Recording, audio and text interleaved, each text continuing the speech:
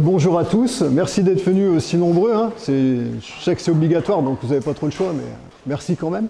Merci à Laurette et Célia de m'avoir donné l'opportunité de me tenir devant vous aujourd'hui. Et ce que je vais faire, c'est on m'a demandé de présenter un petit peu mon métier et un petit peu la recherche que j'effectue au CRPG. Donc c'est ce que je vais faire. Alors vous avez vu le titre, hein, moi je vous parlerai au niveau recherche des pollutions métalliques anthropiques et vues par les isotopes. Alors pendant la présentation, si jamais il y a des termes qui vous échappent ou qui vous empêchent de comprendre ce que je dis, n'hésitez pas à intervenir, à me demander, et j'essaierai de vous réexpliquer différemment pour la compréhension du sujet. Alors, donc moi je suis effectivement ingénieur de recherche. Alors je ne sais pas si vous connaissez toutes les subtilités de tous les métiers qu'on peut avoir en fait au CNRS et dans les universités. Donc c'est ce que je vais essayer de vous montrer un petit peu en préambule.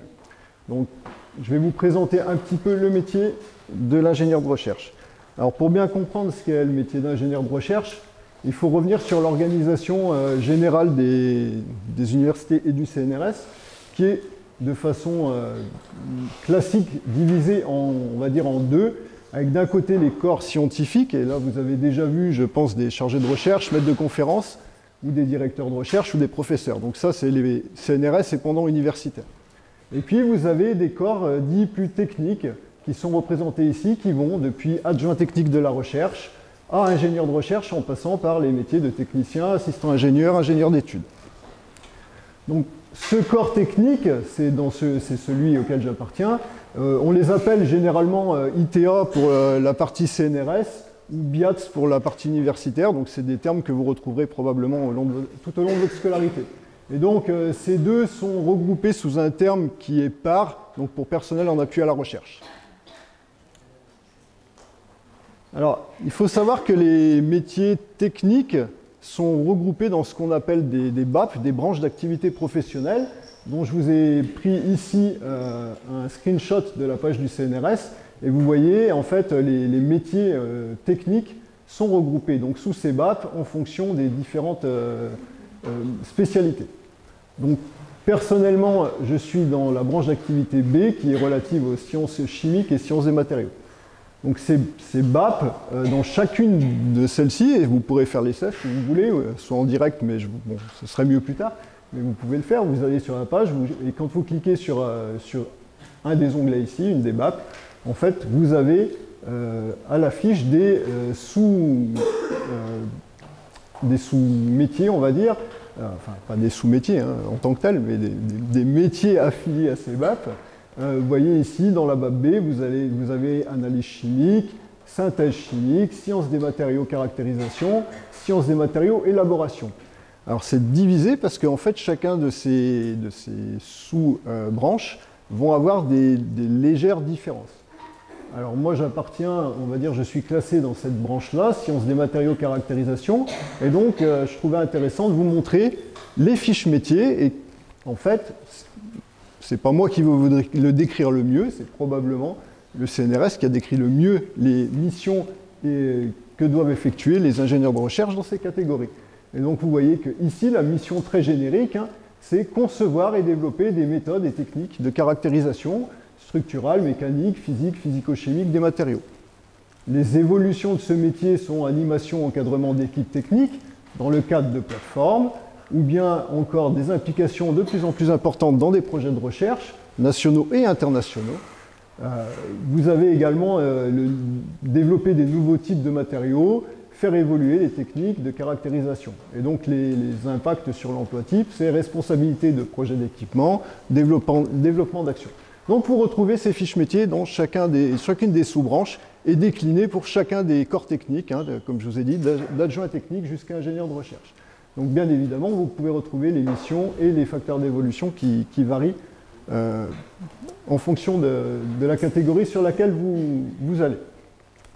Alors, une chose dont je vais vous mentionner, mais c'est une chose importante, hein, c'est la rémunération de ces différents corps, et notamment donc, de l'ingénieur de recherche. Donc on va en parler un petit peu sans tabou, c'est facile, encore une fois. C'est des screenshots hein, du site du CNRS où vous avez des indices, alors, on voit peut-être pas très bien, mais vous avez des indices sur lesquels sont calculés les salaires en fonction de votre niveau, de votre ancienneté, des choses comme ça. Et donc, je vous ai mis les deux ici, les rémunérations des chercheurs et des ingénieurs et techniciens. Donc vous avez toutes les catégories. Alors je vous ai encadré un petit peu ingénieur de recherche. Et vous pouvez voir, donc l'ingénieur de recherche a un début de carrière autour de presque 3 000 €. Alors ça inclut des primes, hein, mais autour de 3 000 €. Et ce qui correspond plus ou moins finalement à un chargé de recherche hors classe. Donc la rémunération est, on va dire, correcte. C'est peut-être pas ce à quoi vous pouvez prétendre en sortant de l'école et en allant dans le privé, mais ça c'est en début de carrière. En fin de carrière, vous pouvez voir qu'on peut potentiellement prétendre à un salaire d'environ 6 000 € net, hein, ce qui est l'équivalent d'un directeur de recherche finalement. Donc vous pouvez voir qu'entre ingénieur de recherche ou les métiers de chercheur, on va dire à temps plein, il n'y a pas une différence énorme en termes de rémunération. Hein, les grilles sont plutôt bien faites. Alors il y a une raison à ça qu'on va voir. La différence quand même majeure qu'il existe entre les corps techniques et les corps scientifiques, c'est que dans la rémunération que vous avez mentionnée ici, il y a le traitement de base, mais il y a aussi des primes. Et bien sûr, vos primes, elles ne vont pas compter dans vos retraites. Ce qui fait que les métiers de chercheurs auront des retraites probablement un petit peu plus élevées que les métiers des corps techniques à un traitement équivalent au niveau mensuel. Voilà.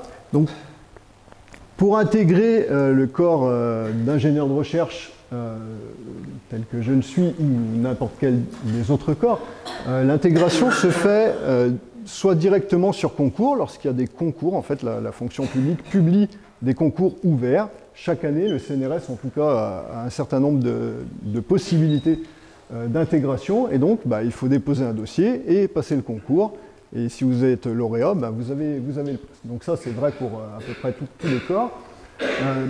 Mais en fait, ce n'est pas la seule possibilité. Il faut savoir que si vous entrez dans une catégorie inférieure, il y a des possibilités de promotion. D'accord ? Chaque année, et sous certaines conditions bien évidemment, au sein même d'un corps, si on prend technicien de la recherche par exemple, je vous ai représenté, matérialisé ici, il y a différents grades. Et ces grades, en fait, on peut changer de grade par ce qu'on appelle des sélections professionnelles, c'est-à-dire que chaque année, il y a organisé. Sélection, c'est une espèce de concours, hein, si vous voulez, mais comme c'est pour des changements uniquement de grade, on appelle ça sélection professionnelle et pas concours, contrairement à celui d'en dessous, et je vais vous le mentionner après. Donc, dans technicien de la recherche, vous avez technicien de classe normale, technicien de classe supérieure et technicien de classe exceptionnelle. Le changement de chacun des grades se fait sur sélection ou sur dossier que vous pouvez présenter également et évalué par l'ensemble de la communauté spécialisée.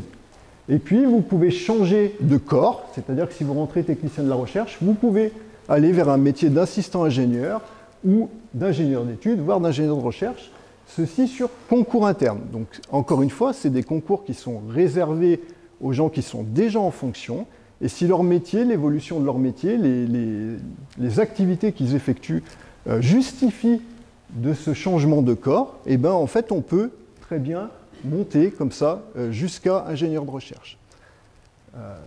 Alors, on ne va pas se mentir, si vous commencez technicien, c'est très compliqué d'arriver jusqu'à ingénieur de recherche. Mais vous n'avez pas forcément besoin d'aller jusqu'à ingénieur de recherche pour avoir une belle carrière. Donc, l'ingénieur de recherche, je vous l'ai dit, c'est sur concours externe, c'est celui-là qui nous intéresse aujourd'hui, concours externe à condition d'avoir à minima un master. Hein, depuis cette année, c'est ouvert au master. Et historiquement, c'était ouvert aux gens diplômés d'une école d'ingénieur. Donc, ils ont rééquilibré en mettant également les masters 2, finalement, pour être à bac plus 5, ou bien avec un doctorat. Dans les faits, la plupart des lauréats de ces concours ont un doctorat. Il ne faut pas se faire trop d'illusions avec un master ou un diplôme d'ingénieur, c'est extrêmement compliqué d'être lauréat d'un concours d'ingénieur de recherche. Alors, moi, c'est ce que j'ai fait un doctorat. Hein, donc ici, c'est le parcours que j'ai effectué. Alors moi, je suis originaire non pas de Nancy, mais comme je pense beaucoup d'entre vous dans la salle. Hein, donc j'ai fait un bac scientifique, hein, assez classique comme je pense comme vous. Alors moi je suis un peu plus vieux que vous, donc j'ai fait à l'époque ce qu'on appelle un DUG, c'est-à-dire qu'il y avait un diplôme à bac plus 2, qui s'appelait un DUG. Donc je l'ai eu à Saint-Étienne toujours, et puis en fait à Saint-Étienne, il ne poursuivait pas les études en sciences de la Terre, Donc je suis parti pour faire, faire ma 3e année finalement à Clermont-Ferrand. Et puis j'ai fait ma 4e année également, ma maîtrise, donc l'équivalent du Master 1. Mais à l'époque, il y avait aussi un diplôme qui sanctionnait la 4e année, qu'on appelait maîtrise. Et finalement, j'ai intégré le CRPG à Nancy pour faire l'équivalent de mon Master 2 qu'on appelait DEA à l'époque. Donc à la suite de ça, j'ai probablement choisi le bon sujet, j'étais là au bon endroit au bon moment, et j'ai eu l'opportunité d'être lauréat d'une bourse de thèse et de démarrer un doctorat. Donc j'ai fini à peu près dans mes 3 ans qu'on doit, 3 ans et demi on va dire. Et à la suite de ça, j'ai encore eu de la chance. J'ai trouvé de quoi continuer en post-doctorat, parce qu'en fait, il faut savoir que quand on fait un doctorat, effectivement, si vous comptez poursuivre une carrière scientifique dans l'académique en France, il est fortement conseillé d'effectuer un post-doctorat, au minima dans un labo différent de celui dont vous êtes origine, et à l'étranger, c'est mieux. Là, ça vous ouvre un peu plus de portes, plus de chances de réussir les concours chercheurs du CNRS, comme a fait Célia par exemple. Donc moi, j'ai fait un premier post-doctorat au Canada, à Montréal. Donc c'est une très belle ville, même s'il y fait très froid. Je ne sais pas si vous avez vu cet hiver, ils ont eu moins 45. Mais en fait, on survit très bien. Montréal, c'est une ville très sympa à visiter, mais c'est encore mieux à vivre. Les gens sont hyper sympathiques. Et puis, le Canada, c'est un endroit qui est quand même, pour l'instant en tout cas, encore très accueillant. Et donc moi, j'étais à Montréal, à l'Université du Québec à Montréal. Et l'avantage à Montréal, c'est qu'on parle français, mais aussi anglais. Donc c'était assez intéressant d'avoir une communauté, en tout cas divisée en deux. Mais il y a également en fait une culture très, très variée à Montréal. Il y a à peu près 102 ethnies représentées dans la ville de Montréal. Donc vous pouvez imaginer en fait la variété de cultures. Et en fait, ça, c'est aussi relativement intéressant de vous enrichir d'un autre pays, de culture d'autres personnes. Mais si vous allez en postdoc, c'est pas pour ça. C'est pour vous enrichir d'une culture scientifique, d'une façon de penser dans d'autres laboratoires, dans d'autres endroits du monde, qui n'abordent pas forcément les problèmes de la même façon que ce que vous avez appris. Et c'est pour ça en fait qu'on vous demande de partir de votre laboratoire, pour pouvoir ouvrir encore plus votre esprit. Donc bon, ce que j'ai fait moi au Canada, j'étais assez attiré par les aspects techniques, on doit dire, et c'est pour ça qu'aujourd'hui je suis ingénieur de recherche.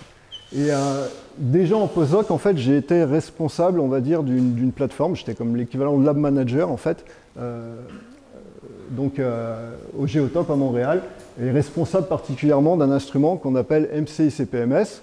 Donc MCICPMS, c'est un spectromètre de masse. Alors je ne sais pas si vous avez déjà entendu parler des spectromètres de masse, mais ça va venir si ce n'est pas le cas. Et donc couplé avec une source plasma, vous aurez l'opportunité au long de vos 3 années de découvrir ces choses-là si vous n'êtes pas encore familier avec. Et MC, c'est pour multi-collection, c'est-à-dire qu'en fait, vous allez voir par la suite, je vais vous en parler beaucoup, puisque c'est comme ça qu'on va pouvoir faire les mesures simultanées des différents isotopes et déterminer précisément des compositions isotopiques. À la suite de ça, je serais bien resté, mais il n'y avait plus de financement. Je n'ai pas réussi moi-même à me dégager du financement pour rester à Montréal. Et j'ai trouvé un autre postdoctorat donc en Belgique, dans les Flandres cette fois, donc dans la belle ville de Gand. Donc ils parlent flamand, donc c'est aussi une expérience assez intéressante. Heureusement, il y a beaucoup de gens qui parlent français et anglais aussi, parce que le flamand, moi qui ne le pratique pas, je vous assure, c'est pas très rigolo. Mais bon, j'ai survécu, je suis là devant vous aujourd'hui, donc c'était quand même une expérience très enrichissante. Et là encore, en fait, j'étais l'équivalent de lab manager. Et donc j'étais en Belgique pour justement mettre en place un instrument équivalent à celui que j'avais utilisé pendant mon doctorat et dont j'étais responsable au Canada. Donc en fait c'est vraiment par rapport à mes compétences techniques que j'ai réussi à décrocher en fait ces post-doctorats.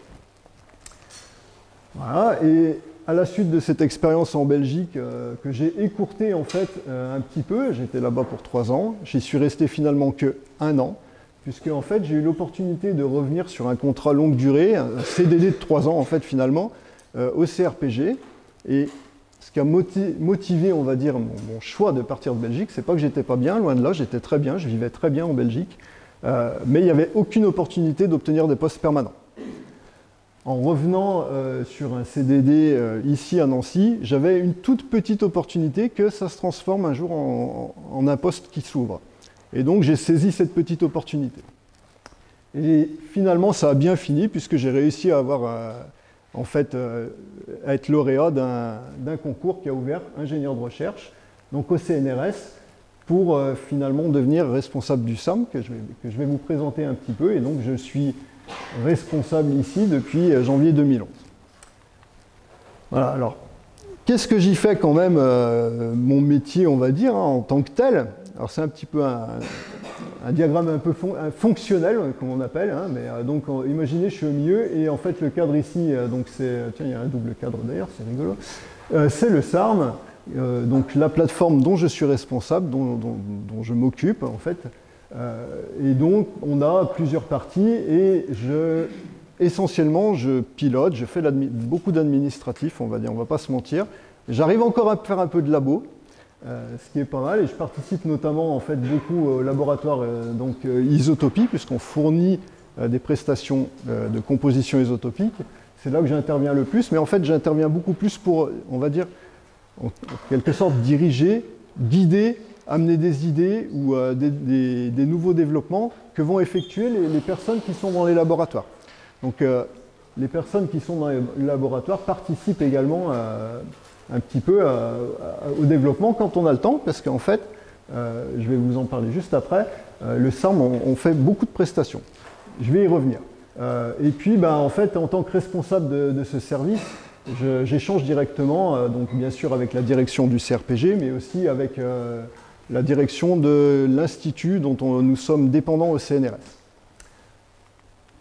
Voilà, donc le SARM un petit peu plus en détail, donc, comme a introduit Célia, c'est le service d'analyse des roches et des minéraux. Alors c'est le plus gros service dans la division terre solide de l'INSU. Alors quand je vous dis plus gros service, en fait on est 10. Hein, donc on n'est pas des services de biologie comme on peut trouver en biologie où ils sont 150, ou même en océanographie où ils sont beaucoup plus nombreux. Donc là, nous, on est le plus nombreux, il est à côté de chez vous, à Nancy, là, mais on n'est que 10. Mais les 10 agents sont dédiés au service, en fait, c'est-à-dire qu'en fait, ils sont sur cette plateforme et ils ne font que ça. Tout le matériel aussi qui est au SARM est dédié au SARM. Et pourquoi? Parce qu'en fait, le SARM fournit une prestation de service, donc en vrai, les gens vont envoyer des échantillons et nous, on va rendre une composition chimique. On va doser les éléments qui sont dans leurs échantillons. Mais ça, c'est un service qu'on rend pour l'ensemble de la communauté scientifique française.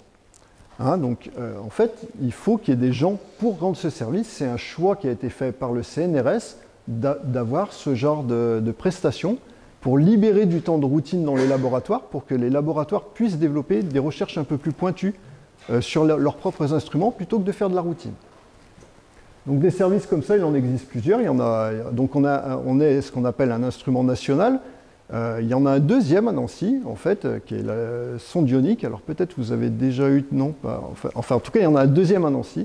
Il faut savoir qu'il y en a une dizaine à l'INSU, il y en a 2 quand même à Nancy, donc on est plutôt bien lotis. Donc au titre d'instrument national, on a donc de l'instrumentation qui est dédiée pour les analyses de prestations, et donc on a une bonne dizaine de spectromètres, des ICP-MS, des ICP optiques, et des absorptions atomiques, des choses un peu plus classiques aussi, parce qu'on réalise des analyses de routine, encore une fois, relativement classiques. Vous voyez ici, je vous ai mis un petit peu des chiffres. La plateforme dont je suis responsable, on réalise entre 5 et 8 000 échantillons à l'année. Donc vous voyez qu'on n'a pas trop le temps de s'ennuyer, et pourquoi on est quand même un peu nombreux. Ce qui représente environ 15 000 analyses par an. Alors, on analyse 65 éléments et 3 systèmes isotopiques. Ici, vous voyez, j'avais fait un petit camembert. Alors, vous avez en bleu et en rouge, c'est tous les, on va dire, les locaux. Donc, ça représente à peu près 85% en fait, analyse qu'on fait en local pour des gens de Nancy ou de la région. Ça, c'est 80%. Non, 40% en local, pardon. C'est 84% au total pour les scientifiques français, donc CNRS ou universitaires français. Et donc, il y a la moitié à peu près qui vient de Nancy sur ces 80%. Le reste, les 15% restants, ce sont des analyses pour des universités étrangères ou d'autres organismes publics. Ça peut être l'IFREMER, le BRGM, l'IRD, l'INRAE. Je ne sais pas si vous avez entendu parler de ces organismes qui offrent les mêmes possibilités qu'au CNRS sur les concours, hein, mais c'est juste des disciplines différentes. L'INRAE, je pense que vous avez peut-être entendu parler. L'école à côté, en fait, ils sont dépendants en partie de l'INRAE. Et puis, on a une petite partie de prestations qui est réalisée aussi pour des entreprises privées. On n'est pas fermé du tout aux entreprises privées, mais notre métier, c'est vraiment d'offrir un support à la recherche. Voilà. Et donc, à ce titre, la plateforme dont je suis responsable a 70 ans d'histoire. C'est-à-dire qu'en fait, cette plateforme, ce SARM, est née à l'origine dans la cave, en fait, on va dire, de l'école de géologie, quand elle était à l'époque en ville. Et donc le SARM a pris naissance, c'était le laboratoire de chimie, en fait, au départ de l'école. Puis après, il y a eu des séparations et c'est devenu un instrument national à part entière, hébergé au CRPG. Alors, on ne fait pas que ça, on a également dans la plateforme une collection de 24 matériaux de référence géologiques qui ont été développés par le SARM et la collection est maintenue. Alors, les matériaux de référence, ça sert à l'ensemble de la communauté scientifique internationale, parce que quand des gens veulent s'assurer que leurs résultats sont corrects, que leurs manipulations sont tout à fait bonnes, en fait, on utilise en général pour vérifier des matériaux de référence. Et donc, nous, au SARM, on a ces matériaux de référence qu'on distribue quasiment gratuitement. Hein. On les vend 20-25 € en fait, le matériau de quelques dizaines de grammes, sachant qu'on les envoie sans frais, même si c'est à l'autre bout du monde. Donc, en fait, l'idée était simplement d'offrir à la communauté les possibilités d'avoir ces matériaux. Alors, il y a des organismes internationaux de métrologie qui fournissent des matériaux similaires. Bien évidemment, c'est beaucoup plus cher. Alors, il y a un organisme qui s'appelle NIST, hein, c'est un organisme américain. Et j'ai appris hier qu'apparemment, il est probable que cet organisme soit démantelé dans le futur. Donc, ouais, c'est ce qui est un peu dommage. Mais... Alors, en tant que service, on fournit également, on met nos compétences à disposition de l'ensemble de la communauté. Et à ce titre, on a développé une formation particulière ouverte au CNRS pour les former sur la préparation d'échantillons. Je ne vous en parlerai pas trop aujourd'hui, mais on a une façon de préparer les échantillons géologiques, hein, les roches, on parle de roches là, essentiellement, qui est assez particulière au SARM, puisqu'on utilise ce qu'on appelle une fusion alcaline. C'est à peu près la seule façon d'être sûr que tous les minéraux d'une roche soient bien détruits et bien mis dans la solution afin d'être mesurés. Et donc, on a développé une formation qui est aujourd'hui accessible aux gens. Et puis, dernier petit point que je voudrais mentionner, en fait, il y a environ 50 publications scientifiques publiées chaque année avec des données qui proviennent de la plateforme SARM. C'est une moyenne, hein. Il y a des années, ça peut être 70, des années 40, bon, c'est pas... Mais voilà, en moyenne, en fait, il y a 50 publications, donc ce qui est pas si mal, parce que si vous divisez par 12, ça fait quand même quelques publications chaque mois. Voilà, alors, ça c'était la partie technique de mon métier, mais en fait, dans ingénieur de recherche, il y a ingénieur, qui est la partie technique, et il y a recherche, qui est une partie qui s'apparente beaucoup plus à ce que vous avez déjà pu voir avec mes collègues avant, qui est une partie chercheur. C'est-à-dire qu'on a aussi cette possibilité de porter potentiellement nos propres projets de recherche. Alors, normalement, le métier il est conçu pour que les ingénieurs de recherche développent des outils dont les chercheurs ont besoin à la base. C'est-à-dire les chercheurs ont une idée, voudraient bien développer un outil, et le corps technique, et notamment les ingénieurs de recherche, vont mettre en œuvre cet outil afin que le chercheur, après, puisse l'utiliser dans ses recherches. Donc ça c'est vraiment variable suivant les laboratoires.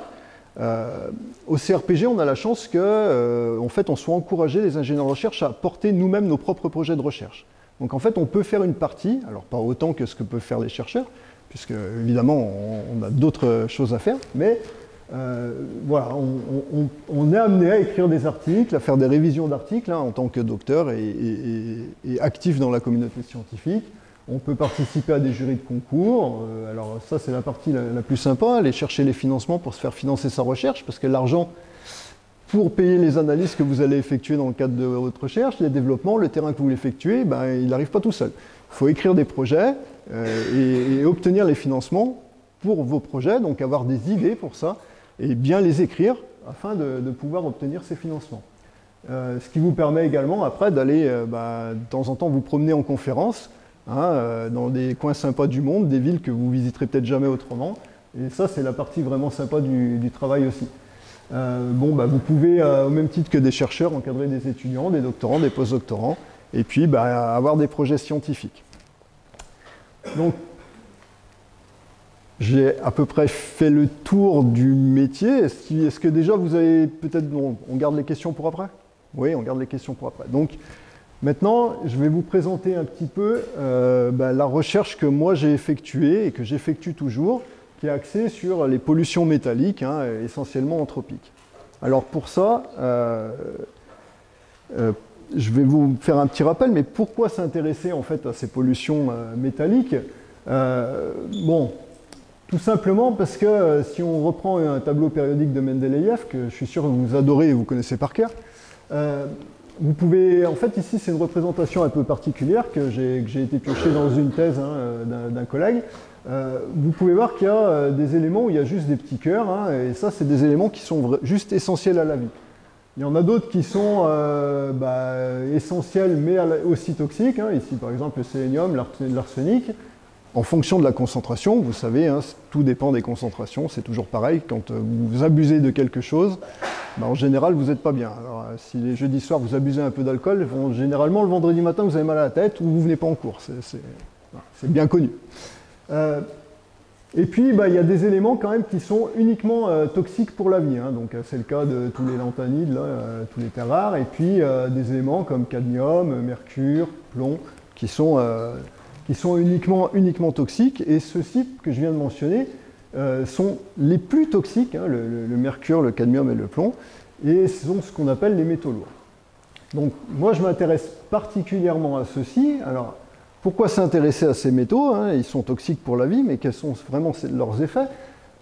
Donc ici je vous ai listé les risques des métaux lourds, d'intoxication aux métaux lourds, en mercure et cadmium, alors notamment ici, avec des maladies que vous avez peut-être jamais entendu parler, donc la maladie de Minamata et celle de Itai pour le cadmium. Les deux sont nommés d'après une baie au Japon, pour des raisons assez simples, c'est que le Japon, ces villes de Minamata et d'Itai sont situées un petit peu en bord de mer, et il y a des baies assez sympathiques, et qui n'ont pas eu de chance, qui ont eu des accidents industriels, on va dire, des déversements plus ou moins volontaires, ça je ne sais pas, je ne vais pas juger, de choses un peu toxiques dans les baies, et donc notamment de mercure et de cadmium. Et donc ça s'est transféré, en fait, il y a eu un transfert de cette pollution qui a été déversée dans les eaux au niveau des poissons. Les poissons qui étaient là dans les eaux mangent les phytoplanctons qui ont accumulé en fait ces métaux, et donc vous avez un transfert trophique comme ça, et par manque de chance, on va dire peut-être, dans ces deux baies au Japon, les poissons sont la nourriture principale en fait, des gens qui habitaient autour. Et donc en fait, ils ont accumulé en mangeant le poisson petit à petit des métaux comme ça dans leur organisme, et donc ça a donné naissance à ces maladies qui font des choses sympathiques, c'est-à-dire que vous avez des décroissances de l'activité cérébrale, un arrêt des fonctions rénales hépatiques, bon en fait vous mourrez quoi à la fin, c'est assez simple. Alors, je vais rassurer ceux qui sont véganes, qui se disent « Ah, moi, ça ne me serait pas arrivé, je ne mange pas de poisson, par exemple ». Ça peut arriver également avec des champignons, des baies ou des céréales, c'est pas exclu. Donc, personne n'est à l'abri. Au-delà du mercure et du cadmium, je vous en ai mis une ici, l'intoxication au plomb, où je pense que celle-ci, vous la connaissez, ça donne lieu à ce qu'on appelle le saturnisme. Donc, ça a été très connu il n'y a pas très longtemps, quand on avait encore beaucoup de canalisation au plomb ou des choses comme ça. Donc ça, c'est un des plus classiques. Aujourd'hui, quand même, il faut mentionner, je vais vous mentionner, qu'on arrive à traiter en partie des petites intoxications à ces métaux lourds, mais le traitement est assez justement lourd pour évacuer, parce que votre corps, sinon, il les garde. Il fait que les accumuler, on ne s'en débarrasse pas. Donc il y a des principes maintenant qui permettent de traiter en partie ces maladies. Mais bon, le saturnisme, lui, ça entraîne de l'hypertension, de l'hyperactivité, certains dommages irréversibles au cerveau, puis bon, de toute façon, si effectivement vous ne le traitez pas, à terme, vous mourrez aussi, assez rapidement. Alors, cette anecdote que je voulais vous souligner ici, c'est que cette maladie, le saturnisme, à un moment, était évoquée comme une possibilité pour expliquer le déclin de l'Empire romain. Parce que les Romains utilisaient énormément de plomb, Il faut savoir, toute leur canalisation. Ils utilisaient beaucoup de jarres, des récipients en plomb dans lesquels ils faisaient des préparations culinaires. Et donc, ils ingurgitaient énormément de plomb et beaucoup de Romains ont souffert du saturnisme. Et donc, à un moment, il y a des gens qui avaient mis l'hypothèse que l'Empire romain avait décliné à cause de ça. Alors, ce n'est pas tout à fait le cas, mais ça y a peut-être participé. Alors, vous allez me dire, oui, là, je vous ai dit des exemples très, très ponctuels, très impactants, mais d'où viennent finalement, quel est le risque dans l'environnement de tous les jours pour vous Eh ben, les métaux, en fait, vous voyez, ici, je vous ai mis un petit cartoon, on va dire. Des métaux, on va en émettre à peu près partout. Au moment de l'activité minière, quand on va extraire les métaux, quand on va les raffiner ici lors de la métallurgie, il va y avoir des déchets, des terrils, il va y avoir des fumées qui sont émises. Et puis, au niveau de la consommation de la ville, on va dire, de tous les jours, on émet des métaux un peu tout le temps. Plus ou moins, mais on en émet un petit peu tout le temps. Et donc ça va aller se stocker dans les sols, ça peut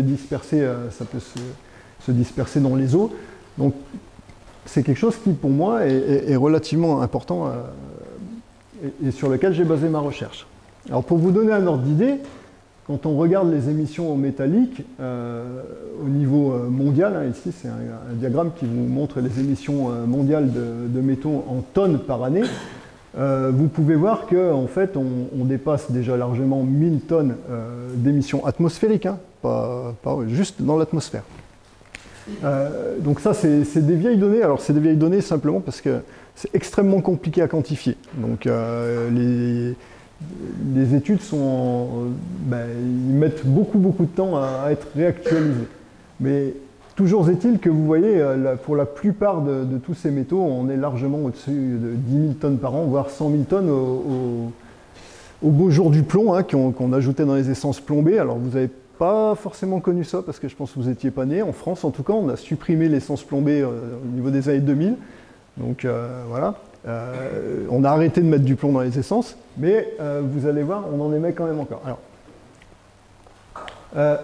il y a quand même pas que des sources anthropiques de métaux, bien sûr, vous avez des sources naturelles. Les volcans, les feux de forêt sont aussi à même d'émettre des métaux dans l'environnement. Les feux de forêt, c'est depuis 2-3 ans, là, il y en a beaucoup, donc ça émet pas mal.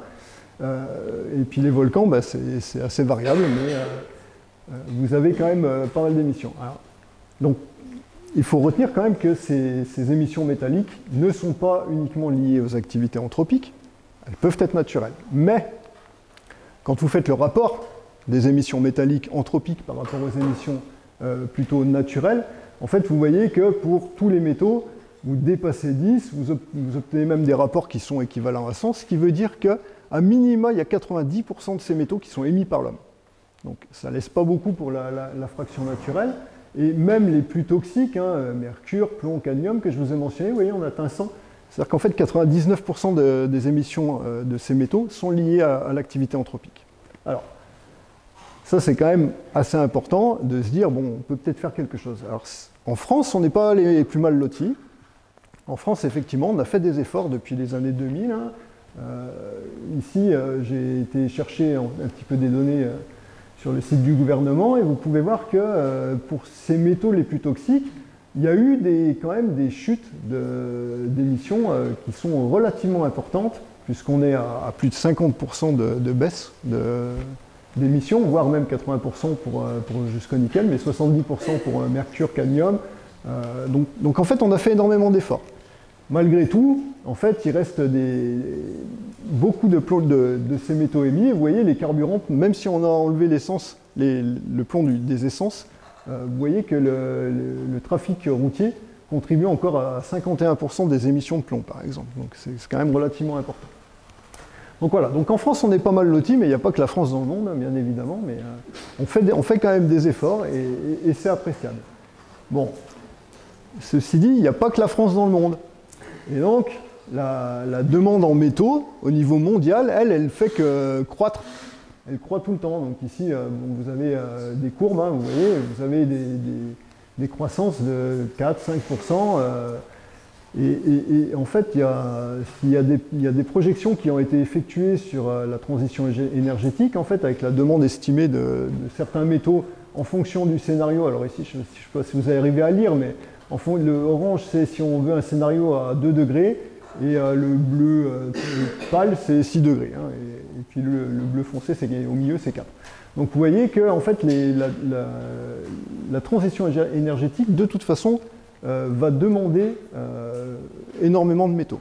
Alors, pourquoi c'est important? Parce que s'il y a une demande de métaux, hein, il y a une augmentation, on va dire, de la consommation, donc une augmentation donc de la demande, donc de l'exploitation, et donc forcément une augmentation des émissions, hein, qu'elles soient atmosphériques ou autres.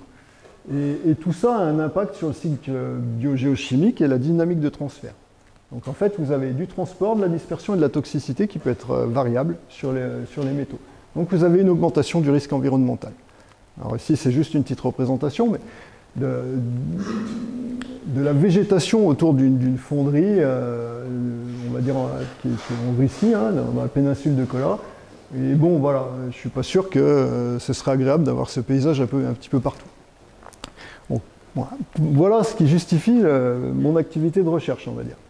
Alors, pour mener à bien cette activité de recherche, cette surveillance de pollution, en fait, on peut regarder différents types d'échantillons, suivant si vous voulez accéder à une pollution plutôt récente, actuelle, ou si vous voulez aller chercher une pollution passée.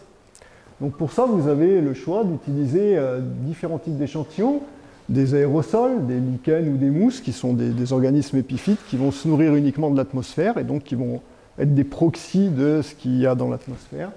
Vous pouvez utiliser des neiges, des tourbières, des sédiments, des sols, des glaces. Et vous voyez que sédiments, tourbières et sols peuvent être dans les deux catégories, et c'est sûrement pas les seuls. Hein, ici, ce n'est pas un exemple exhaustif. Je vous ai juste représenté ici un petit peu des carottes de glace. Je ne sais pas si vous en avez déjà vu. Au CRPG, il y a un chercheur qui travaille beaucoup, et je pense qu'il y a une personne au fond de la salle qui pourrait peut-être vous en parler un petit peu, même si elle n'est pas directement impliquée dans ces projets. Mais donc ça peut être de très belles archives qui peuvent avoir des temps d'intégration qui vont remonter jusqu'à des centaines de millions d'années, de milliers d'années, pardon. À côté, vous pouvez utiliser des sédiments dans des lacs, par exemple, qui, eux, vous allez avoir accès à des dizaines à centaines d'années, hein, avec ces sédiments dans les lacs. Mais vous allez aussi pouvoir avoir accès à des choses un peu plus récentes quand vous allez échantillonner ce qu'on appelle les matières en suspension, c'est-à-dire les matières qui arrivent dans le lac et qui, elles, vont sédimenter. Parce que finalement, les sédiments, c'est ni plus ni moins que des matières en suspension plus vieilles qui ont été apportées dans le lac. Donc avec ces genres d'archives, vous allez avoir donc, des temps d'intégration d'années à centaines de milliers d'années.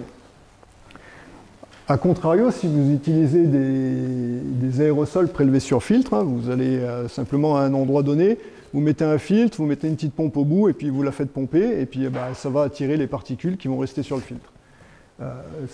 Vous allez vraiment maîtriser le temps. Hein, vous allez avoir quelques heures, quelques jours, ça dépend du temps que vous allez laisser votre système pomper. Et en plus, vous maîtrisez le flux d'air que vous avez piégé. Donc vous pouvez estimer assez bien en fait, le taux de particules et la pollution pour un certain nombre de mètres cubes. Et puis vous avez, donc ici c'est juste des lichens que je vous ai représentés, je vous ai parlé de lichens et de mousse. Donc ce sont ces petits organismes qui vont accumuler ce qui se passe dans l'atmosphère. Et donc là vous allez avoir accès à les pollutions qui vont être de l'ordre d'années. Hein, donc vous voyez, vous pouvez avoir des archives, des échantillons qui vous permettent de traverser le temps. Alors, un dernier petit point, je vais passer rapidement parce que je sais que Marine Paquet vous en a légèrement parlé, mais avant d'effectuer les analyses et d'utiliser l'outil, il y a quand même des développements techniques. Et je ne vais pas en parler trop parce que ça ferait beaucoup, mais les développements techniques sur les préparations d'échantillons, si vous voulez une mesure de la composition isotopique, dont je vais vous reparler juste après, relativement précise, il faut avoir une très bonne préparation des échantillons. Alors, je vous ai juste remis un petit cartoon, ici c'est un exemple avec le plomb. Ce qu'on a, c'est un échantillon où le plomb est mélangé avec tous les autres éléments. Et en fait, le but, c'est de développer des méthodes pour ne récupérer que l'élément qui nous intéresse, donc ici le plomb. Et c'est celui-ci qui va après nous servir dans nos analyses. Voilà. Donc en fait, on utilise, dans le cadre de ma recherche, j'utilise ce principe de qu'on appelle colonne chromatographique. Hein. C'est simplement un tube dans lequel on met une résine spécifique qui va avoir des affinités avec l'élément qu'on cherche à récupérer en fonction du milieu dans lequel on va le mettre, c'est-à-dire ici des acides qu'on va utiliser. Hein, donc de l'acide nitrique, chlorhydrique ou bromique ou d'autres acides. Donc, donc le but ultime, c'est d'obtenir cet élément très pur pour aller ensuite le mesurer avec le fameux MCICPMS qui est représenté ici, dont je vous ai parlé un petit peu tout à l'heure. Et donc cet instrument vous permet, alors je ne vais pas vous faire un cours technique, mais vous permet d'analyser en fait les différents isotopes d'un même élément. Donc je ne sais pas si ça vous parle vraiment beaucoup les isotopes, mais dans un élément, vous avez différents, ce qu'on appelle isotopes, parce qu'il y a un nombre de neutrons qui va changer, donc leurs masses vont être légèrement différentes, et donc on va être capable dans cet instrument de mettre tout notre élément au départ et de récupérer ici chacun des éléments, des isotopes qui a été séparé et de les mesurer simultanément. Et le simultanément est extrêmement important parce qu'en fait le simultanément vous permet de vous affranchir de tout le bruit que peut générer l'instrument puisque vous les mesurez en même temps. Donc tous les isotopes sont impactés par le même bruit instrumental. Donc ça c'est un paramètre extrêmement important. Et in fine, ce que vous cherchez, c'est d'avoir des traceurs fiables pour vous documenter des sources ou des processus. Donc, en fait, la variation de la composition isotopique que vous mesurez, c'est un outil qui est relativement fiable et puissant. Ce que vous pouvez faire avec ça, c'est identifier différentes sources pour ces métaux, estimer la proportion de ces sources et identifier différents processus. Alors,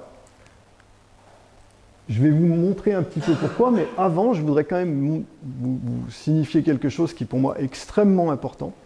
C'est que ces mesures de composition isotopique, aussi puissantes et aussi fiables qu'elles soient, elles peuvent rarement se passer des concentrations qui sont liées avec. C'est-à-dire que si vous mesurez le plomb, on va reprendre le plomb, la composition isotopique du plomb, mais que vous ne mesurez pas les concentrations de plomb, vous allez avoir du mal à distinguer les différentes sources.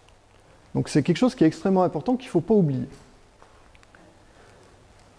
Pour réaliser ces identifications, bien évidemment, de sources ou estimer ces proportions, il faut avoir un minimum de connaissances des sources, mais surtout des mécanismes qui peuvent engendrer ces variations de composition isotopique. Hein, c'est-à-dire que si tout le monde n'a pas la même composition, pourquoi tout le monde n'a pas la même composition à l'origine? Donc ça peut être des mélanges, comme il y a sur ce petit cartoon, mais en fait, surtout, il y a deux grands types de fractionnement isotopique, donc de composition isotopique différentes. La première, c'est ce qu'on appelle de la désintégration radioactive. Donc ça, vous avez peut-être déjà vu avec le samarium néodyme ou le strontium rubidium, où il y a un des éléments qui décroît et qui va vous fournir, comme ici c'est le cas, l'uranium décroît et vous fournit en fait des isotopes du plomb. Et donc, les compositions isotopiques, les rapports isotopiques de 206, 207, 208 en plomb que vous allez mesurer vont dépendre de la quantité d'uranium et de thorium que vous avez au début dans la chaîne et puis de l'âge de votre échantillon. Donc en fait, le plomb est ce qu'on appelle un traceur de source.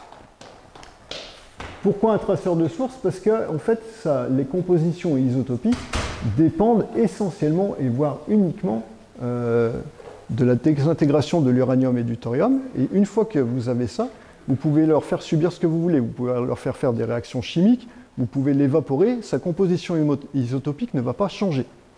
D'accord? C'est pour ça que c'est un bon traceur de la source originelle. A contrario, des éléments comme ici le zinc, eux vont être dépendants de différents processus physico-chimiques et ces processus vont pouvoir modifier la composition isotopique initiale d'une roche ou d'un minerai. Donc ces processus, j'en ai listé quelques-uns ici, hein, mais ça peut être l'absorption, l'évaporation, la diffusion, la translocation dans des plantes, des choses comme ça. Ça peut aussi être, ce que je vous ai mentionné ici, des changements d'état d'oxydoréduction. Hein, mais ça, c'est particulièrement vrai pour des éléments forcément qui ont plusieurs états d'oxydation dans la nature. Voilà, donc une fois qu'on sait en fait l'origine de ces différents fractionnements, de ces différentes compositions isotopiques, on va pouvoir regarder un petit peu, et c'est ce que je vais vous montrer maintenant, quelques exemples d'applications. Alors je vais vous faire voyager peut-être un petit peu, mais on va commencer par l'activité minière simplement, et pour ça donc on va aller en Chine. C'est un endroit où on a échantillonné différents minerais, et ces minerais, en fait, vous voyez, on a pu mesurer la concentration en cadmium, en zinc, on a fait des rapports, et puis on a regardé la composition isotopique ici en cadmium. Et vous pouvez voir que, en fait, dans tous ces espaces, globalement, vous avez des recouvrements relativement forts. Donc les différents paramètres élémentaires isotopiques ici ne permettent pas forcément d'avoir une distinction des différents types de gisements. Par contre, quand on couple justement la composition isotopique avec la concentration, enfin le rapport ici de concentration d'éléments, on voit qu'en fait on arrive très bien à distinguer les différents types de formation de ces minerais qui sont tous des minerais plomb-zinc, hein, je ne vous l'ai pas mentionné. Mais ici vous voyez qu'en fait on a statistiquement une très bonne séparation entre les systèmes qui sont formés à basse température, à haute température ou d'autres systèmes connus. Et donc, cette différence, elle est permise, on va dire, parce qu'il y a des variations de composition isotopique qui sont générées notamment par la transformation de certains minéraux. Hein, lorsque vous changez les phases, donc ici c'est pas tout à fait la même étude, mais c'est les variations vous voyez, des différents minéraux qui entraînent des compositions isotopiques complètement différentes parce qu'ils vont changer de phase, ils vont changer de réservoir, et donc on va modifier leur composition. Et donc ça permet à la fin d'arriver à des distinctions. Si on regarde un exemple de contamination, on va dire très ponctuelle. Alors je vous ai parlé tout à l'heure d'Itaitai et de Minamato qui sont des choses très ponctuelles, mais alors il y a donc ça va être, là je vais vous emmener dans un endroit en fait dans le nord de la France, où il y avait une fonderie relativement importante, la plus importante d'Europe, au niveau de Arras ici, et qui a a priori contaminé en fait les sols autour. Donc on a échantillonné les sols qui se trouvaient aux alentours de la fonderie, et donc, bon, vous voyez que quand on regarde un élément comme plomb par exemple, ici 0 c'est la fonderie, ici vous avez la concentration de plomb dans les sols, et vous pouvez voir qu'il y a une très belle décroissance qui est en relation avec l'éloignement de la fonderie. Donc, sur cet élément, on n'a pas trop de doute que c'est la fonderie qui est responsable de la contamination des sols en plomb. Pour le chrome, c'est un petit peu différent, puisque là, il n'y a pas trop de mouvement, et ça, c'est expliqué par la différence de volatilité des éléments. Hein, le plomb, lui, se volatilise facilement, donc il peut aller dans les émissions atmosphériques et retomber dans les sols autour, alors que le chrome va rester dans la fonderie. Donc, ce qu'on note, c'est que la plupart des éléments toxiques sont corrélés à la distance de la fonderie, et dont les plus toxiques. Donc, ok, c'est bien. Maintenant, la concentration, quelqu'un pourrait dire, ah ouais, mais il y a monsieur X, là, il est venu déverser du plomb dans les sols, et puis c'est lui qui a contaminé. Bon, alors, ici, je vous ai représenté le cadmium, hein, qui fait, vous voyez, la même décroissance dans les sols. Et puis, quand on regarde un diagramme cadmium-plomb, on voit que bon, tout est bien corrélé. Et donc, dans un tel diagramme, ici, on peut facilement dire, bon, bah, les sols, en fait, ils sont contaminés en partie par, effectivement, les poussières de la fonderie, mais il y a une grosse composante, potentiellement, qui est du sol naturel. Bon, ok, c'est bien, mais ça ne nous indique pas les proportions, quelle source, combien de la poussière de smelter, est-ce que c'est les seules sources?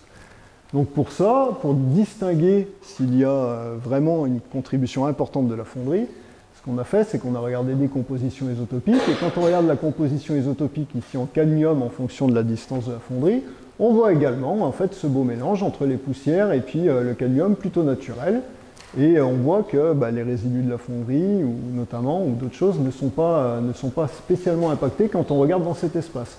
On notera au passage qu'entre les résidus et les poussières émises par la fonderie, il y a quand même une différence significative de composition isotopique. Et ça, c'est parce que dans la fonderie, ben, on chauffe, le cadmium s'évapore, et donc les isotopes du cadmium les plus légers vont se retrouver dans les poussières, et les plus lourds vont rester en fait au niveau des résidus de la fonderie.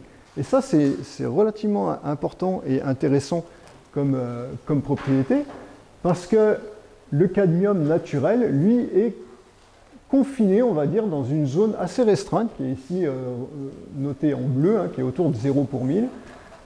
Et donc, on est capable, avec les isotopes du cadmium, ici, de se dire, OK, le cadmium a subi un processus entropique d'évaporation dans quelque chose. Hein. C'est-à-dire que là, on sait ce que c'est. Si vous allez à l'aveugle, que vous échantillonnez un sol ailleurs, eh bien, vous pouvez dire si potentiellement votre cadmium que vous trouvez dans le sol a été impacté par un processus ou pas.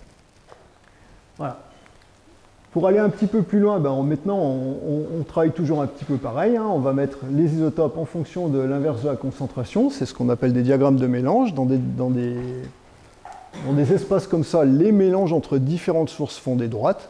Et ici, on voit bien que selon la répartition des points, on ne peut pas les expliquer uniquement entre le mélange des poussières et des sols, et qu'il faut forcément une contribution de ces résidus. Alors, on a eu du mal à trouver pourquoi il y avait une contribution des résidus dans les sols. L'explication est relativement simple, c'est que les gestionnaires, on va dire, de la fonderie, ils ne savaient pas trop quoi faire de leurs résidus, donc ils ont eu une bonne idée, ils ont dit à tous les gens du coin, « Ah non, mais c'est bon pour l'agriculture, venez prendre pour faire vos chemins ou mettre un peu d'engrais dans vos sols. » Donc les gens ont été prendre, en fait, et ils l'ont mis dans les sols. Voilà. Donc c'était très, très sympa, parce qu'on se retrouve avec des sols contaminés. Donc au final, on voit qu'il y a besoin de au moins 3 composantes, et donc la dimension isotopique nous permet d'apporter en fait une donnée supplémentaire et une contrainte supplémentaire sur la contamination dans ces sols, et de voir que la fonderie est beaucoup plus responsable que ce qu'on aurait pu imaginer de cette contamination, et avec certitude, ou plus de certitude que uniquement avec les concentrations. Parce que si ça avait été Monsieur X qui avait déversé du cadmium, et en fait il serait resté à 0, il ne serait pas allé à moins 0,6 ou à plus 0,4 pour 1000. Voilà. Donc de telles études, ça nous permet de faire des petits cartoons qui expliquent la dispersion et les compositions isotopiques qui sont associées à ces dispersions de particules dans l'environnement. Donc là, c'était très ponctuel. Si maintenant on regarde un petit peu ce qui se passe au niveau diffus, on va aller regarder un petit peu dans une ville. Et là, dans la ville, on n'a pas été bien loin, on a été à Metz. Et donc à Metz, on a échantillonné des lichens tout autour de la ville. Et puis on a fait des belles cartes de la concentration qu'on trouvait dans les lichens autour de la ville. Donc vous voyez, hein, plus le point est gros et rouge, et plus c'est qu'il y a de l'élément qui est contaminant. Donc ici, plomb, cadmium, zinc. Ce qu'on peut voir, c'est que si on reporte ça dans un diagramme en fonction de la distance du centre-ville, on peut voir que oui, au niveau du centre-ville, effectivement, il y a plus de contamination dans les lichens en métaux. Et si on regarde la composition isotopique, encore une fois, vous l'aurez compris, hein, en fait c'est assez systématique la façon dont on travaille. Hein, on regarde toujours les mêmes choses, plus ou moins, mais ça indique des choses très variables. On voit qu'au niveau du centre-ville, en fait, on a un changement assez important de la composition isotopique du plomb ici, puisqu'en fait, au niveau du centre-ville, il y a plus de circulation automobile, et à l'époque, en fait, il y avait encore des carburants plombés, donc en fait, on voit les carburants plombés dans ces espaces, ici. Et si on regarde un petit peu plus largement, les points ici sont les lichens, et les autres choses matérialisées sont des données de la littérature, de gens qui ont fait des études au préalable, qu'on a reportées dans le même diagramme pour essayer de comprendre l'origine du plomb qu'on avait dans nos lichens. Et on peut voir qu'effectivement, il y a du plomb, on va dire, crustal, naturel, mais qu'on a besoin, dans un tel diagramme, d'invoquer des essences plombées. On voit également, en fait, une contribution du trafic européen, finalement, là-dedans, et puis une part d'industriels. Donc, en fait, en utilisant les différents espaces de ces décompositions isotopiques, comme c'est le cas ici, vous voyez, 206 sur 204, 207 sur 204, on a 3 isotopes. On arrive à distinguer un petit peu plus de sources, à condition qu'elles soient documentées. Donc ici, c'est pareil, on s'est dit, ok, on voit des variations, donc on a une attirance vers les essences plombées françaises. Donc le plomb marche bien. Est-ce qu'il y a d'autres éléments qui vont fonctionner? Parce que vu que le plomb va être enlevé des essences plombées, est-ce qu'on peut trouver d'autres outils? Donc on a regardé ce que ça donnait avec le zinc, donc on a reporté pareil, delta, enfin la composition isotopique en fonction de la concentration. Alors vous voyez, c'est un petit peu moins probant hein, ici pour le zinc, donc bon, ça marchait pas très bien. On s'est dit quand même c'est un peu dommage. Alors on a isolé en fait un sous-jeu et on a pris que ceux qui étaient vraiment impactés par les essences plombées. Et ce qu'on voit, c'est que oui, il y a quand même, effectivement, même pour le zinc, on arrive à avoir des petites distinctions, mais bon, celui-ci, ça semblait dans ce cas d'étude, un traceur qui était potentiel, mais avec une application assez limitée dans ce cas d'étude. Alors, ce n'est pas forcément vrai pour tout. Voilà, on est passé à la ville. Maintenant, on peut regarder un peu ce qui va se passer dans la dispersion aquatique, on va dire. Donc ici, on n'a pas été très loin non plus. Hein. On a été à l'Orne. Donc l'Orne, c'est un petit peu au-dessus de Metz. C'est une petite rivière qui a été énormément impactée par les activités d'extraction du fer à l'époque. Hein. Il y avait beaucoup d'extraction de fer en Lorraine. Donc vous voyez les hauts fourneaux, je pense que vous avez peut-être déjà vu si vous êtes baladé dans les coins. Et puis ici, c'est les bancs de sédiments en fait, qui sont retrouvés dans la rivière. Alors, il faut savoir que les industries ici rejetaient plusieurs tonnes par jour à l'époque dans les rivières. Donc en fait, ça a accumulé. Et ces sédiments, il s'avère que finalement, c'est que des résidus de l'industrie minière. Donc on a voulu essayer de suivre ce qui pouvait se passer quand on érodait ces sédiments, en fait, comment ils étaient transportés dans la rivière, comment ça pouvait impacter la rivière. Donc pour ça, on a été échantillonner différentes sources, parce qu'on ne peut pas travailler juste avec il faut connaître un petit peu les sources pour les mettre dans un diagramme et identifier les proportions et les différentes sources. Donc c'est ce qu'on a fait, on a pris différentes sources naturelles, ces fameux bancs ici qui sont représentés steel making waste, et puis des sources plutôt urbaines. Donc dans cet espace zinc, plomb, voilà ce que ça donne. Si on regarde les concentrations et les compositions isotopiques en zinc, on voit que, en fait, au fur et à mesure d'une crue, par exemple ici dans les matières en suspension, on voit qu'il y a des variations. Donc ça peut être intéressant de reporter dans ces différents diagrammes pour identifier les différentes sources, l'origine des matières en suspension. Donc c'est ce qu'on a essayé de faire ici, dans le cadre de la thèse de mes doctorants. Ce qu'on a pu voir, c'est que la source qui dominait les matières en suspension en termes de volume, ça restait l'érosion des sols, que les bancs de sédiments résiduels, ici en bleu, contribuaient très peu. Par contre, si on regarde en termes d'impact de métallique, donc concentration, en fait, eh ben, il y a une proportion relativement importante qui vient de ces bancs de rivière. Donc en fait, vous voyez que l'utilisation de la composition isotopique et de la concentration permet de déterminer des sources et d'estimer les proportions de ces sources. Je vais passer, je pense, un petit peu plus vite parce que sinon vous allez commencer d'avoir faim. Mais là, je vais vous emmener à nouveau au Canada, donc en fait dans le nord du Canada, hein, ici, dans une zone relativement préservée, mais dans laquelle en fait il y a eu une activité minière d'extraction du fer à un moment donné. Et donc on s'est dit, tiens, on va aller regarder dans des sédiments de lac, est-ce qu'on est capable de voir l'impact de cette activité minière? Et donc, toujours pareil, on a repris donc, notre fameux plomb. Et ici, vous pouvez voir les concentrations en plomb normalisées à l'aluminium, et puis les compositions isotopiques. Dans un des lacs, vous pouvez voir que c'est complètement raccord avec la période d'activité minière, qui est matérialisée ici en gris. Et puis dans un autre lac, en fait, c'est un petit peu moins flagrant. On peut voir qu'il y a des perturbations qui arrivent bien avant la période minière, mais qui arrivent aussi relativement tôt dans l'histoire des sédiments de ce lac. Donc autour de 1600-1700. Donc bon, ici, il y a des choses qui se sont passées. Alors, si vous avez l'œil un petit peu affûté, vous remarquerez que l'échelle ici d'un des lacs, en fait, va de 2000 à 1880, ce qui couvre en fait seulement les 4-5 points ici de ce lac-là. Donc en fait, là, ici, on a des lacs avec des taux de sédimentation relativement différents, donc on ne va pas avoir accès aux mêmes échelles de temps, ce qui explique pourquoi on ne voit pas forcément toutes les mêmes perturbations en fait, dans les sédiments de ces deux différents lacs. Mais ça va nous indiquer des choses relativement intéressantes. Alors ici, c'est le zinc. On voit le zinc, lui, il est quand même Lui, un petit peu plus perturbé, vous voyez, même dans le lac qui est plus profond, avec les sédiments plus profonds, un taux de sédimentation plus faible, on voit quand même une forte perturbation pour le zinc au niveau de l'activité minière. Et puis pareil pour le fer, hein, où il y a une perturbation, mais elle existe un petit peu au préalable. Alors quand on combine tout ça, on arrive à ces diagrammes en combinant les différents isotopes ici, avec des variations en fait dans cet espace isotopique. Et la conclusion en fait de cette étude, c'est que ce qu'on voit comme perturbation dans le temporel, hein, donc d'activité minière, il n'y a pas de problème. C'est pas l'activité minière en elle-même, en fait, c'est la ville qui s'est développée autour de l'activité minière qui a engendré la contamination dans les sédiments du lac.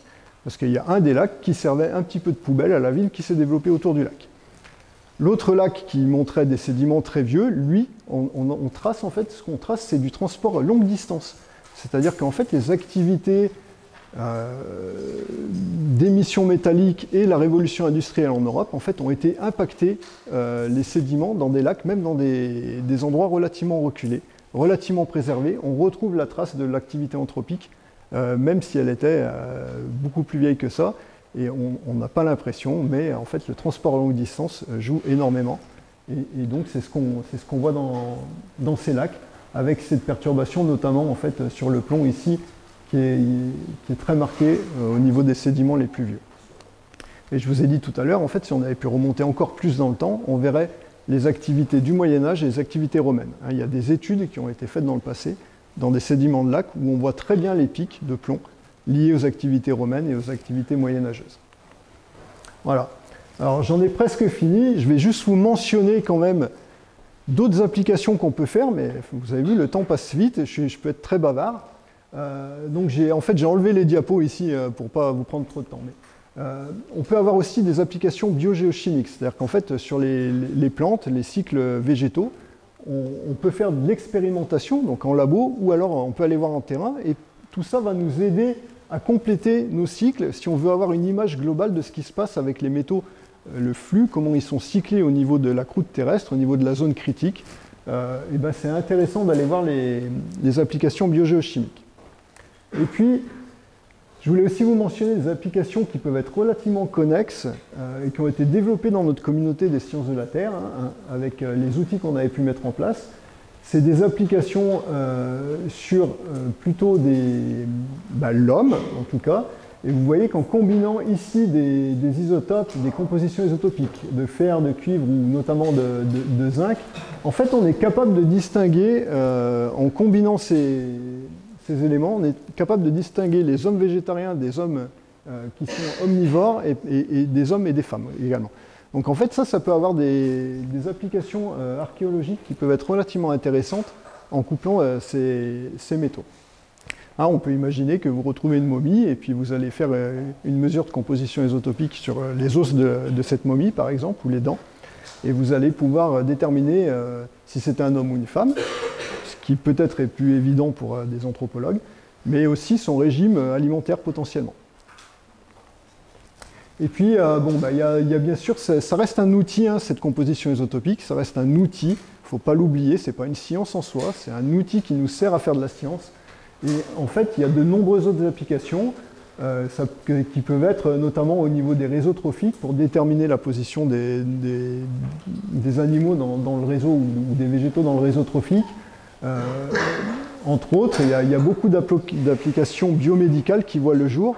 Et en fait, une qui a vraiment très bien fonctionné, c'est l'utilisation des isotopes du calcium, grâce à ce monsieur, Anton Eisenhower, qui a commencé à faire des isotopes du calcium au début des années 2000. C'est un géologue, il fait de la géoscience, mais en fait, il s'est dit, tiens, on va peut-être pouvoir, avec le calcium, déterminer et tracer dans le sang humain l'ostéoporose. C'est-à-dire, en fait, l'ostéoporose, je ne sais pas si vous connaissez cette maladie, mais c'est une maladie pour laquelle vous perdez du calcium et donc vos os deviennent plus fragiles. Et en fait, ils se sont dit, tiens, et c'était les premiers à commencer à regarder des compositions isotopiques dans le sang humain. Et en fait, ça marchait tellement bien qu'ils ont créé une start-up et maintenant, ils vendent des petits kits, en fait, que vous pouvez acheter et vous pouvez vous renvoyer. Ils font l'analyse et avec l'analyse, ils sont capables de vous dire si vous souffrez d'ostéoporose précoce ou pas. Et donc c'est un outil qui est relativement intéressant parce qu'en fait vous avez accès avant les diagnostics médicaux actuels, c'est plus puissant que les diagnostics médicaux actuels. Le problème c'est que ça coûte cher et c'est un peu plus long que les diagnostics actuels. Donc pour l'instant la médecine ne s'en sert pas, mais je vous assure que sa start-up fonctionne vraiment très bien. Voilà, et au final en fait je vais conclure pourquoi je fais cette recherche, on va dire. Mon but, c'est d'essayer d'identifier les pollueurs et d'essayer de fournir à la société des outils appropriés pour déterminer les pollueurs, et puis avant qu'on en arrive à certaines extrémités, quoi. Alors, je vous ai quand même mis ces illustrations, elles datent du début des années 2000, il ne faut pas y voir quelconque ressemblance avec l'actualité. Voilà, je vous remercie.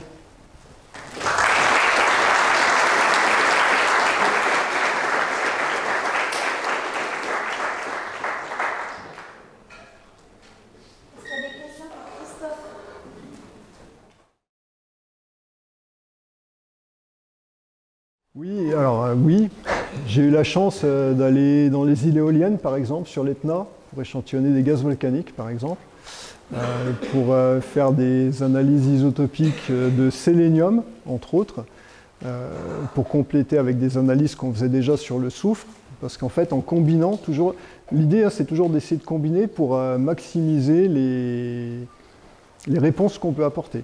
Et quand vous avez un outil, c'est très bien. Quand vous en avez deux, que vous les combinez, vous resserrez les possibilités, etc. Donc en fait, c'est toujours bien de choisir l'outil approprié, le plus approprié possible en fonction de l'étude que vous effectuez.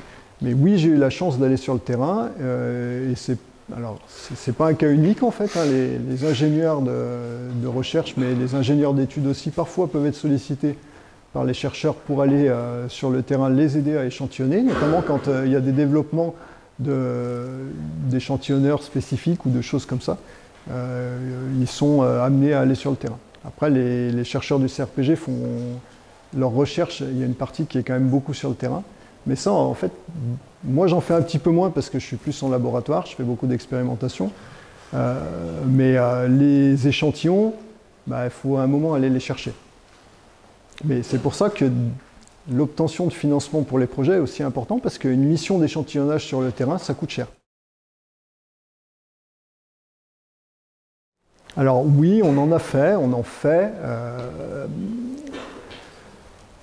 Alors on en a fait sur des matériaux de référence notamment, qui ont été développés par un organisme canadien qui s'appelle Aquins, et on a publié un article là-dessus. On a fait des compositions élémentaires et quelques compositions isotopiques, notamment de strontium, de plomb, pour essayer de déterminer correctement la source de ces éléments dans les eaux, parce qu'en plus, cette eau potable a été prise au robinet par les Canadiens, et on connaît la source de l'eau parce qu'en fait c'est un autre matériau de référence mais qui n'est pas traité, qui n'est pas passé par le système de traitement humain.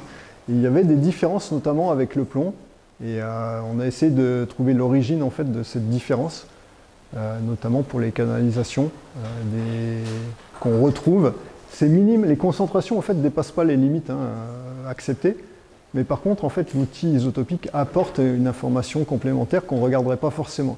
On ne va pas se mentir, les organismes, les gestionnaires des eaux potables ou de quoi que ce soit, ils ne vont pas aller s'embêter avec ça, parce que ça leur coûterait cher pour une information dont ils se moquent complètement. Mais ce n'est pas parce qu'au jour d'aujourd'hui, on s'en moque et qu'on ne l'applique pas, qu'il ne faut pas développer des outils qui vont servir dans le futur, ou potentiellement serviront dans le futur. On ne sait jamais trop. C'est aussi la beauté de la recherche. C'est-à-dire que vous ne pouvez jamais savoir si les recherches que vous effectuez, quels impacts elles vont avoir dans le futur, dans 50, 60 ans, vous ne savez pas en fait. Moi, je fais tout, en fait, parce que c'est la recherche que je porte moi. Mais en fait, donc là, je vous ai montré que des études que j'ai effectuées, on va dire, en tant que porteur de projet.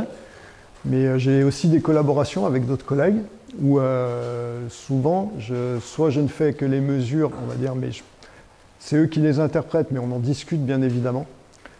Parfois, ça arrive l'inverse. Ils ont fait les mesures et on discute et j'apporte plutôt la partie réflexion et mon connaissance parce qu'en fait, connaissance de la littérature, des données. En fait, ce que je vous ai montré tout à l'heure, par exemple, avec le plomb, avec tous les pôles reportés, toutes les données de la littérature reportées dans le diagramme, en fait, ça, c'est acquis par la lecture.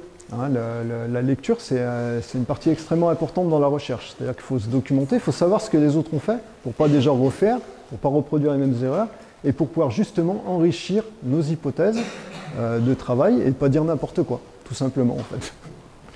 Mais oui, ça c'est... Moi j'ai la chance, je ne peux pas parler pour tous mes camarades ingénieurs de recherche, probablement c'est variable suivant les laboratoires, c'est variable suivant les personnes, suivant l'envie des personnes également. Moi c'est une envie que j'ai pour l'instant et que je continue d'avoir, donc je le fais. Mais effectivement, ça peut être variable. Ça c'est très variable. C'est-à-dire que ça va dépendre de la philosophie des laboratoires ou des gens qui mènent les études. Et ça dépend du niveau du part. C'est-à-dire que c'est important pour les ingénieurs de recherche, ça peut l'être pour les ingénieurs d'études, ça l'est un petit peu moins en dessous d'ingénieurs d'études. Et quand ils ont participé à une étude, ils ont aidé à faire des analyses, à acquérir des données. C'est bien de les mettre à minima dans les remerciements, parce que ça peut être important pour les carrières des gens également, et puis pour la reconnaissance tout simplement des personnes. S'ils ont participé, s'ils ont apporté, et c'est de façon générale, c'est ce qu'il faut faire également entre chercheurs, hein, c'est pour mettre quelqu'un co-auteur d'un article, il faut qu'il ait apporté quelque chose de plus à l'étude. Alors après, c'est vrai que des fois, on a tendance à avoir des co-auteurs entre chercheurs pour des petites actions. Bon, voilà, c'est un choix, hein, ça n'enlève absolument rien à la qualité des gens ou aux compétences ou à ce qu'ils ont pu faire. Maintenant, les parts, oui, quand les ingénieurs ont développé quelque chose, souvent ils font un premier article sur la technique en soi où ils sont premiers auteurs la plupart du temps, et après ils vont être co-auteurs parce qu'ils vont aider à régler l'instrument, parce qu'ils vont aider à le maintenir et à faire en sorte qu'on peut simplement acquérir les données correctement. Après, il ne faut pas être co-auteur de tout. C'est-à-dire que nous, au CERN, par exemple, on fait de la prestation, on ne va pas être co-auteur de tous les articles qui sortent. Sinon, ça n'a aucun sens. Hein, et ça noie complètement en fait, les compétences que vous avez. Non, il n'y avait pas de systématique, en tout cas. Alors, j'en ai pas fait beaucoup personnellement. Hein. Il y a juste une étude, celle qui est couplée fer, zinc, cuivre. Donc, c'était un nombre limité de personnes, mais les concentrations n'étaient pas extrêmement différentes.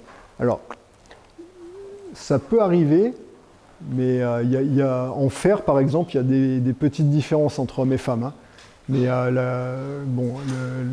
c'est la composition isotopique qui est le plus marquée, la différence entre hommes et femmes pour le fer, par exemple.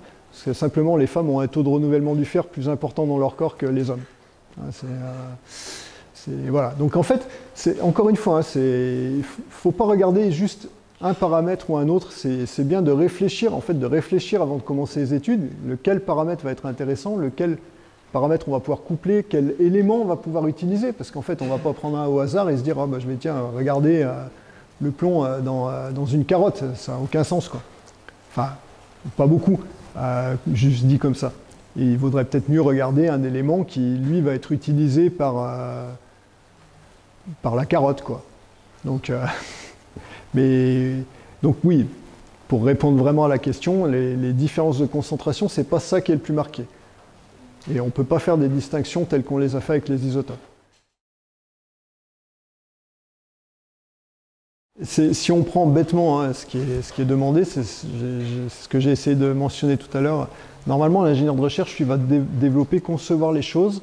C'est-à-dire que le chercheur, on va dire Célia, elle a une idée, elle vient me voir et me dit « Ah, j'aimerais bien qu'on arrive à faire cette analyse-là ». Et moi, ingénieur de recherche, je vais tout mettre en œuvre pour lui fournir l'outil qui va lui permettre de faire cette analyse. C'est les analyses dont elle a besoin pour répondre à sa question scientifique. À la base, c'est ça le métier d'ingénieur de recherche. Souvent, les ingénieurs de recherche sont responsables d'une plateforme. assez fréquemment, responsables des analyses qui sortent de leur plateforme. Mais le métier en soi, c'est de faire du développement, de faire de la recherche, mais pas forcément avec une question scientifique derrière. Plus par rapport au développement, à la conception. Alors, après, suivant les laboratoires, c'est encore une fois variable. Et moi, au CRPG, j'ai la chance qu'on me laisse développer mes propres projets de recherche. Ce qui me permet de faire ce que je fais. Mais je pourrais très bien avoir de la recherche faite en collaboration avec ce que demandent les chercheurs. Alors après, effectivement, il y a beaucoup de discussions, d'échanges, donc on peut effectivement aller et l'ingénieur de recherche peut soumettre des idées aux chercheurs. Il n'y a aucun problème, ça se passe très très bien comme ça. Après, vous avez des compétences. Donc moi, j'ai, on va dire, des compétences pour l'utilisation de ces outils isotopiques avec le MCS et PMS. Si demain vous me dites qu'il faut faire des mesures de composition isotopique avec la sonde ionique, je ne vais pas en être capable, parce que pour apprendre à régler une sonde ionique correctement, faire des développements, il faut 1 à 2 ans pour être autonome dessus. Ce ne sera pas dans mes compétences. Mais là, par contre, je pourrais apporter ce que je connais, transposer ma connaissance pour aider au développement. Mais je ne pourrais pas le faire moi. Ce ne sera pas dans mes compétences. Alors, la vérité, bon, des faits, hein, on peut rétablir, c'est compliqué, mais effectivement, alors les fake news ou tout ce que vous voulez, c'est vraiment une catastrophe. Et en science, effectivement, comme j'ai dit, le NIST, par exemple, va être démantelé, donc c'est un organisme qui fait référence, hein, donc c'est des actes forts, importants,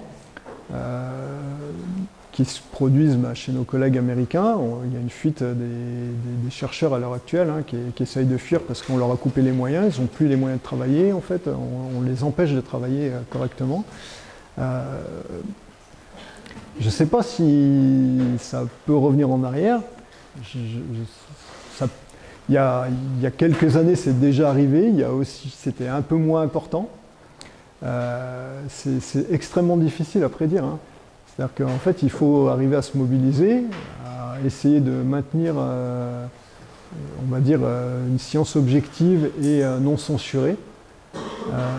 Maintenant, ce qui se passe aux États-Unis, en fait, ça existe depuis très longtemps en Corée, en Chine ou ailleurs.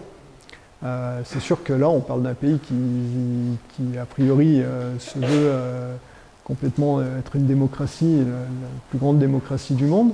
On s'aperçoit qu'il y a des actes qui font penser que la liberté d'expression, en tout cas, commence à être un petit peu mise à mal. C'est impossible de prédire, je pense, au jour d'aujourd'hui, ce qui va se passer. Il y a des cas, il y a un chercheur qui s'est fait refouler l'entrée des États-Unis, je ne sais pas si vous avez entendu parler de ça, mais parce qu'il avait émis son opinion assez négative sur le gouvernement en place. Et en fait, il s'est fait refuser l'entrée aux États-Unis. Donc oui, on peut se poser des questions. Pour l'instant, en France, on n'est pas impacté. On va dire pas plus que ça dans notre recherche, mais il ne faut pas oublier que de toute façon, les financements qu'on obtient, la plupart, c'est des financements publics. Hein. Donc on a beau se déclarer libre dans la recherche qu'on effectue, s'il n'y a pas de financement pour notre recherche, on ne pourra pas la faire. C'est-à-dire qu'en fait, on est libre, oui, mais on est un petit peu orienté suivant les budgets attribués à certains ou certaines thématiques.